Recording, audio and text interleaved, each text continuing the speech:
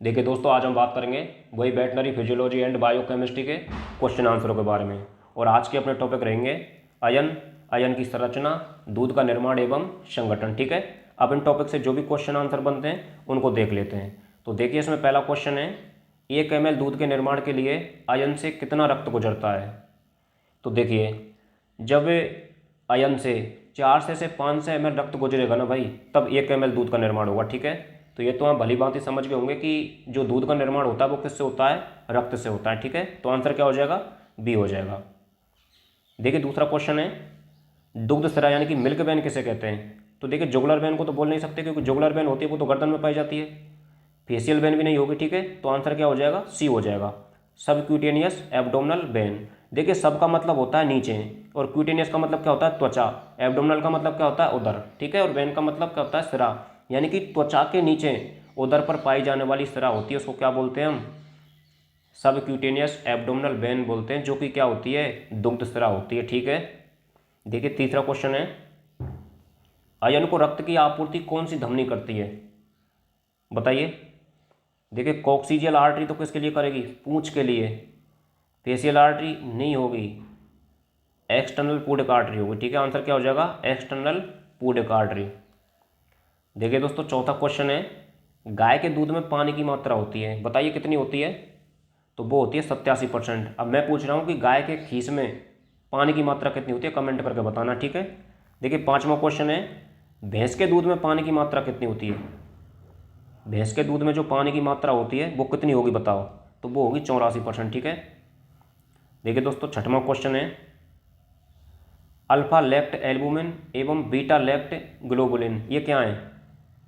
ये तो पक्का है कि ये क्या है, ये प्रोटीन है, लेकिन कौन सी प्रोटीन है, तो ये हो जाएंगे दोनों वे प्रोटीन। ठीक है, वे प्रोटीन है ये। देखिए दोस्तों, सातवां क्वेश्चन है अपना, कि दूध में वसा होती है वो किस अवस्था में पाई जाती है। देखिए, दूध में जो वसा होती है वो इमल्सन के रूप में पाई जाती है। ठीक है, आंसर ए हो जाएगा।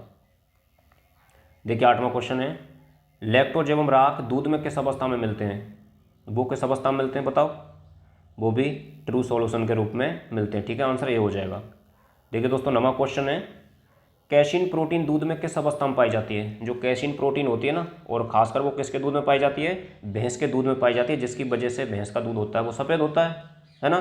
तो वो किस अवस्था में पाई जाती है, अब ये बताइए आप। तो वो पाई जाती है कोलोइडल सस्पेंशन के रूप में। ठीक है, देखिए 10वां क्वेश्चन है, गाय की खीस में प्रोटीन की मात्रा होती है, कितनी होती है। वो होती है 14.3% होती है। ठीक है, बात खीस की कर रहे हैं हम। देखिए, स्तन ग्रंथियों का विकास होता है, सॉरी, स्तन ग्रंथियों का विकास कहलाता है। स्तन ग्रंथियों का विकास क्या कहलाता है, देखिए जहाँ पर जेनेसिस है इसका मतलब विकास। ठीक है, जेनेसिस का मतलब विकास, ये तो आंसर नहीं होगा।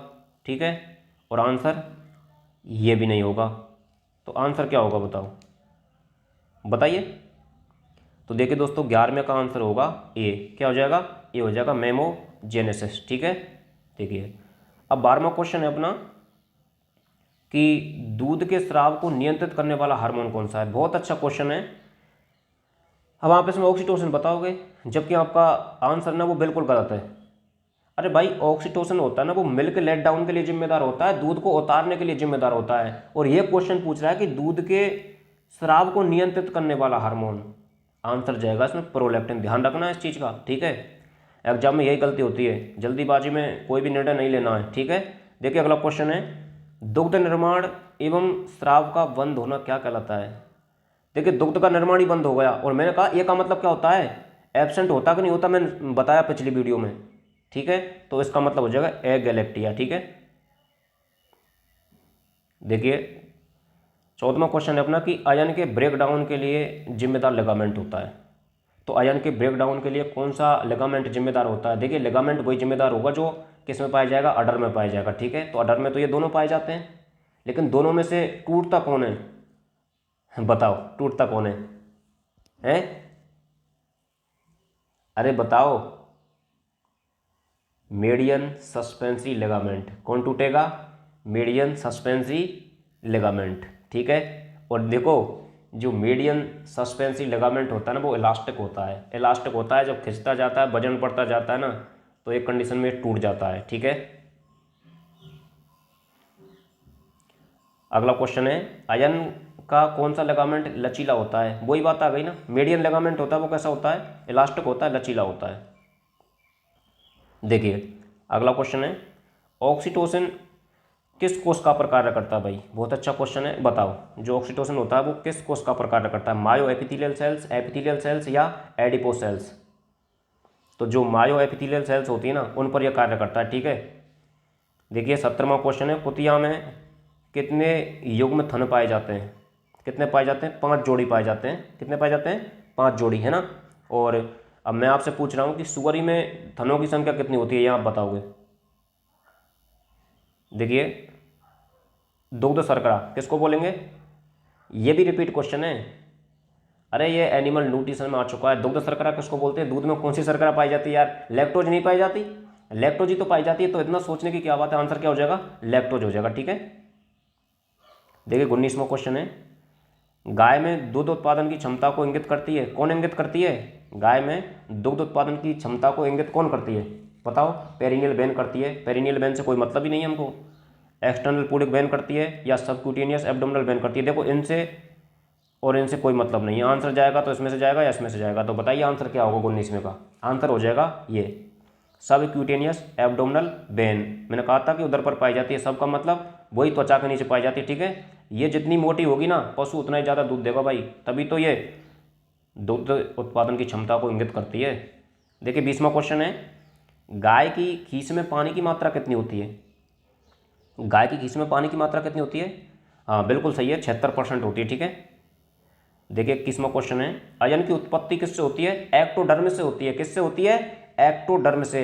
ये क्या है? जनन स्तर है, यानी कि जो शरीर का निर्माण होता है ना दोस्तों, वो 3 स्तर से होता है। एक तो एक्टोडर्म जिससे बाहरी संरचना बनती है, एक होता है मीजोडर्म, एक होता है मीजोडर्म जिससे ये स्केलेटल मसल्स और ये बनती है, ठीक है, मांसपेशी और ये बनती हैं। उसके बाद होता है एक एंडोडर्म जिससे शरीर के आंतरिक अंग बनते हैं, सिस्टम बनते हैं। समझ पा रहे हो?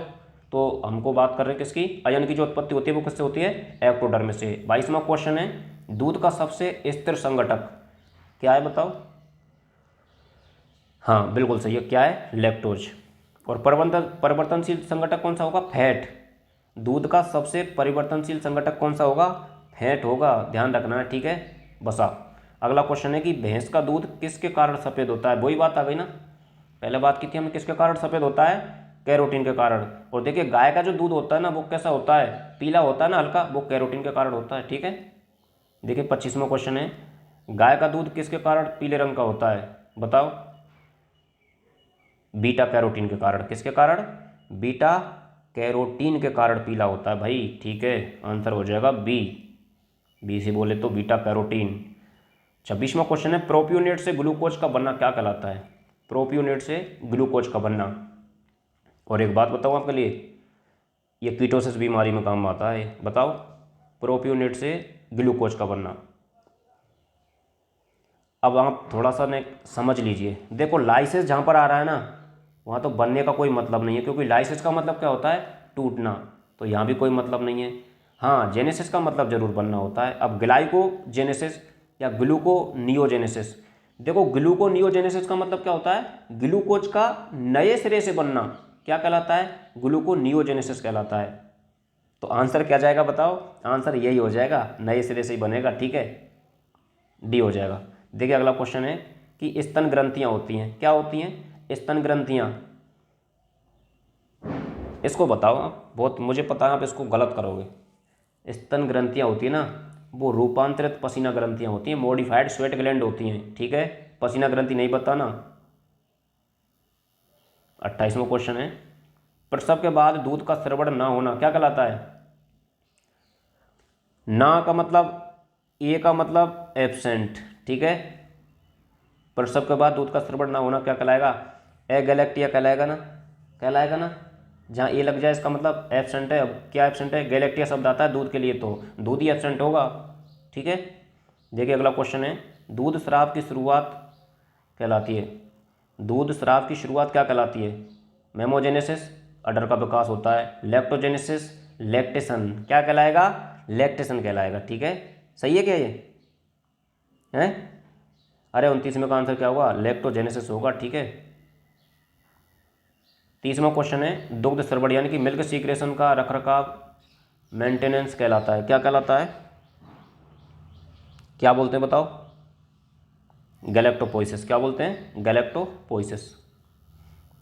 देखिए दोस्तों 31वां क्वेश्चन है, दूध के स्राव एवं दूध के निष्कासन की संयुक्त प्रक्रिया क्या कहलाती है? तो वो कहलाती है लैक्टेशन। ठीक है। देखिए 32वां क्वेश्चन है, अयन को सहारा प्रदान करने वाली संरचना। अयन को सहारा प्रदान कौन करती है? देखो स्किन भी करती है, करती कि नहीं करती? स्किन होती है, उसमें मीडियन सस्पेंसरी लिगामेंट भी पाए जाते हैं, है ना। मीडियन होते हैं वो कहाँ होता है? बीच में होता है। मीडियन सस्पेंसरी लिगामेंट होता है वो कहाँ होता है? बीच में होता है। और लेटरल सस्पेंसरी लिगामेंट भी पाए जाते हैं। तो आंसर क्या हो जाएगा? डी हो जाएगा। देखिए हम बात करें, जैसे मान के चलिए ये क्या है, ये क्या भाई? अरे अयन है ये, और इसमें क्या लगा दिए? थन। मैं दो ही लगा रहा हूँ, ठीक है, दो दिखाई नहीं दे रहे हैं। तो इसमें जो बीच में होता है ना, ये कौन सा होता है? मीडियन। ठीक है, मीडियन सस्पेंसरी लिगामेंट। और ये जो साइड में होते हैं ना दोनों, ये कौन से होते हैं? Lateral suspensory ligament. और ये स्किन हो जाएगी। ठीक है, तो आंसर क्या हो जाएगा? उपरोक्त सभी हो जाएगा। देखिए 33वां क्वेश्चन है, अयन का कौन सा लिगामेंट अलोचदार यानी कि नॉन इलास्टिक होता है? तो नॉन इलास्टिक बगल वाले होते हैं दोनों, है ना। बगल वाले कौन से होते हैं? लेटरल सस्पेंसरी लिगामेंट होते हैं कि नहीं होते? अरे होते हैं। तुम्हारा क्या, तुम तो कुछ भी कह देते हो। ठीक है, तो लेटरल सस्पेंसरी लिगामेंट होते हैं ना, वो नॉन इलास्टिक होते हैं। ठीक है, आंसर ए हो जाएगा। देखिए दोस्तों 34वां क्वेश्चन है और बहुत ही मज़ेदार क्वेश्चन है,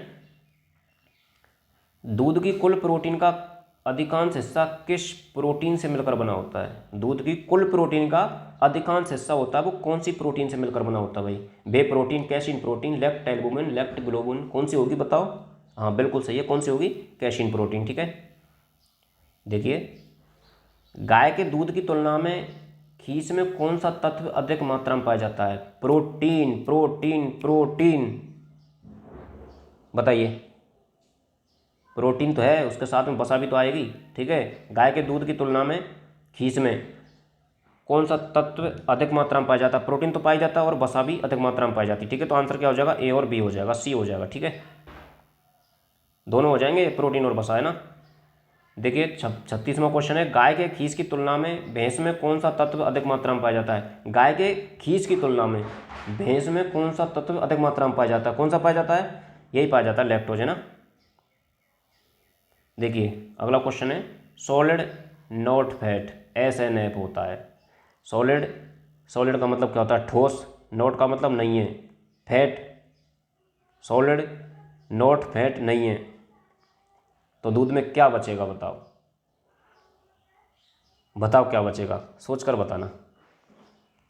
प्रोटीन, लैक्टोज और राख, इन तीनों को बोलते हैं हम सॉलिड नॉट फैट। ठीक है, इन तीनों से मिलकर बना होता है भाई, ध्यान रखना, अच्छा क्वेश्चन है ना। देखिए 38वां क्वेश्चन है, दूध का मीठापन किस कार्बोहाइड्रेट की वजह से होता है? तो दूध में कौन सी शर्करा पाई जाती है? लैक्टोज पाई जाती है ना। लैक्टोज क्या है? कार्बोहाइड्रेट ही तो है, तो आंसर क्या जाएगा? लैक्टोज। देखिए 39वां क्वेश्चन है, दूध का खारापन किस तत्व की वजह से होता है? अरे क्लोराइड की वजह से होता है। किसकी वजह से? क्लोराइड। किसकी वजह से? क्लोराइड की वजह से होता है। और ध्यान रखना, ट्रीटमेंट में क्या दोगे तुम? अगर आपकी भी अगर कोई समस्या हो ना ऐसे आपके पशुओं में, दूध में से अगर क्या है थोड़ा खारा खारा सा लग रहा है, तो क्या देना है पता है ट्रीटमेंट में? सोडियम बाइकार्बोनेट दे देना, है ना, सही हो जाएगा। गाय के दूध में कौन सा विटामिन नहीं पाया जाता है? विटामिन सी नहीं पाया जाता ना। गाय के दूध में विटामिन सी और आयरन दोनों नहीं पाए जाते हैं। दूध तो कोई सा भी हो, जनरली ये नहीं पाए जाते हैं। ठीक है, एक तो विटामिन सी और एक आयरन, इनकी कमी होती है। देखिए 41वां क्वेश्चन है, गाय के दूध में कौन सा खनिज नहीं पाया जाता है? आयरन नहीं पाया जाता। ठीक है, आंसर क्या हो जाएगा? ए हो जाएगा।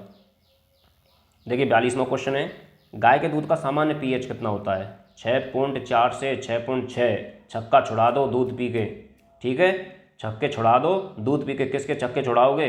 अरे पेपर आ रहा है VLSA का, ठीक है, उसके छुड़ाना। तो आंसर क्या हो जाएगा? बी हो जाएगा। ठीक है, 42वें का आंसर क्या होगा? बी होगा। देखिए दोस्तों अपना 43वां और लास्ट क्वेश्चन है, भैंस के दूध का सामान्य पीएच होता है वो कितना होता है? तो वो होगा 6.7 से 6.8 होगा। कितना होगा?